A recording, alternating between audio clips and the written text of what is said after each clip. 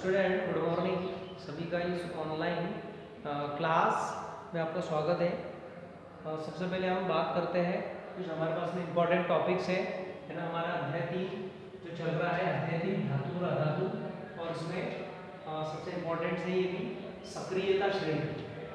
ठीक है, तो सक्रियता श्रेणी की बात करें हम तो कुछ तत्वों को अपनी बढ़ती हुई क्रियाशीलता के आधार पर व्यवस्थित किया गया है ना। यहाँ पर हम देख सकते हैं कि यहाँ पर उन्हें अवरोही क्रम में जमाया गया, मतलब तत्वों को उनकी क्रियाशीलता के आधार पर अवरोही क्रम में जमाया गया। तत्वों को उनकी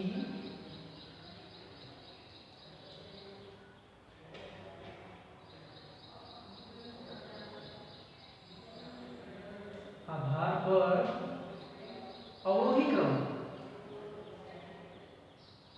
में जमाया गया या व्यवस्थित किया गया।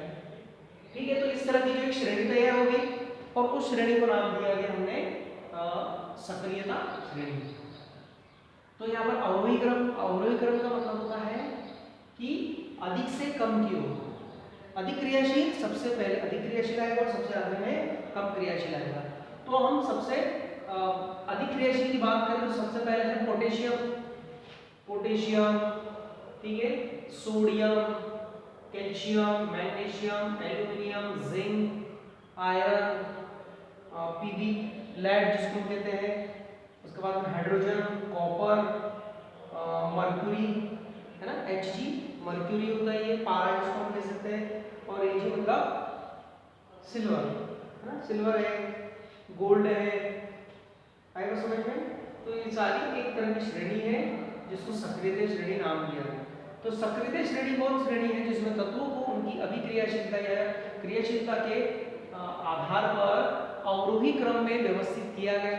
इस श्रेणी को सक्रियता श्रेणी कहते हैं। तो सबसे पहले सबसे अधिक क्रियाशील, उसके बाद में घटती अभिक्रियाशीलता, ये नीचे की ओर जाए, जैसे जैसे हम नीचे की ओर जाएंगे अभिक्रियाशीलता घटती चली जाएगी। तो यहाँ पर सबसे कम क्रियाशील जो है वो सिल्वर है, गोल्ड है ना। तो ये सारी ये हमने देख लिया। तो सबसे पहले आएगा पोटेशियम। आएगा समझ में सबके। चलिए आगे टॉपिक लेते हैं आपके।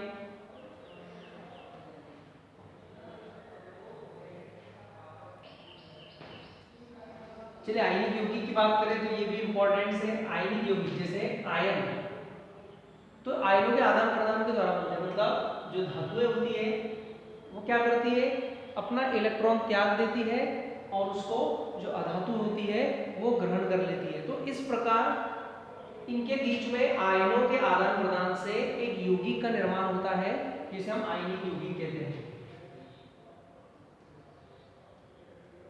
धातुएं इलेक्ट्रॉन त्याग देती है, जो अधातुएं ग्रहण कर लेती है, ग्रहण कर एक यौगिक का निर्माण होता है जिसे आयनिक यौगिक कहते हैं।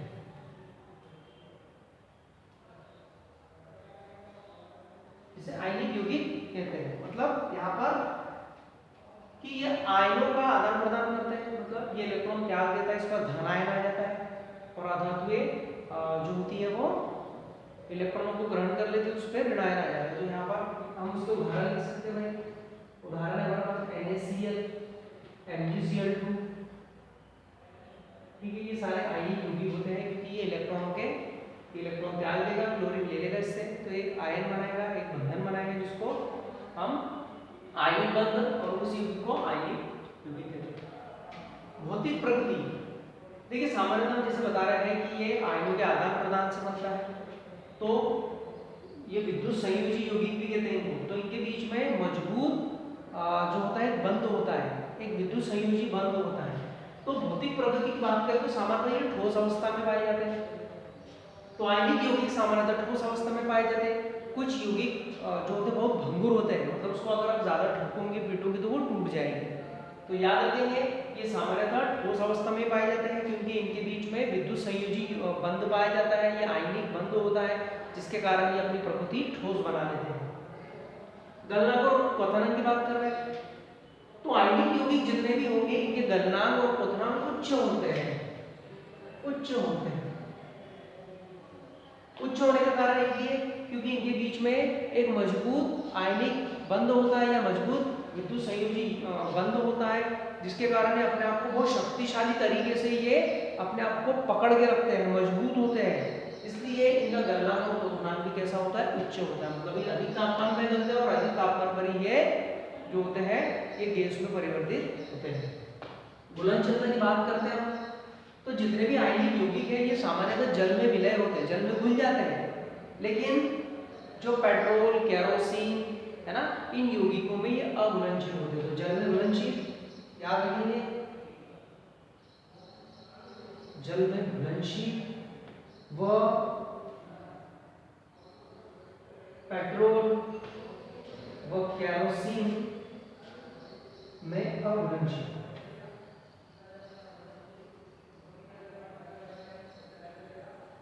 ठीक है, अब बात करते हैं हम ये घुलनशीलता के बारे में हो गया।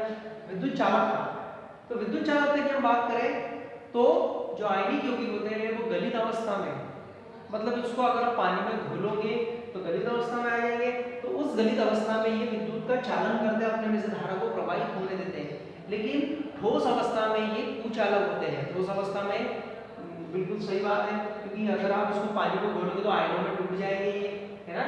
तो यहाँ पर Na+Cl नेगेटिव ये पानी में ही होता है, ये पानी में टूटते हैं, और आयनों का टूटना ही विद्युत का चालन होता है। आयनों के टूटने के द्वारा विद्युत का चालन होता है।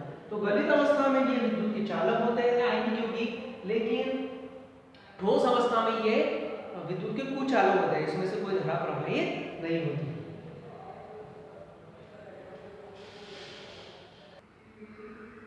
चलिए अगला क्वेश्चन है हमारा, अगला टॉपिक कि सोडियम धातु को केरोसिन या मिट्टी के तेल में क्यों रखा जाता है।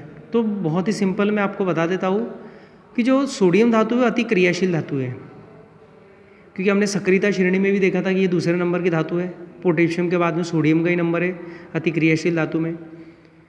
अगर हम इसको वायु में खुला छोड़ देंगे तो सोडियम धातु वायु से क्रिया करके जलने लगती है। तो इसे जलने से बचाने के लिए क्या किया जाता है, इसको मिट्टी के तेल में रखा जाता है, क्योंकि मिट्टी का तेल जो होता है वो जो ऑक्सीजन होती है उसको ऑक्सीजन नहीं घुल पाती है केरोसिन में या मिट्टी के तेल में, जिससे जो सोडियम होता है उसको ऑक्सीजन नहीं मिल पाती और वो जलने से बच जाता है। तो यही कारण है कि मिट्टी के तेल में सोडियम को रखा जाता है।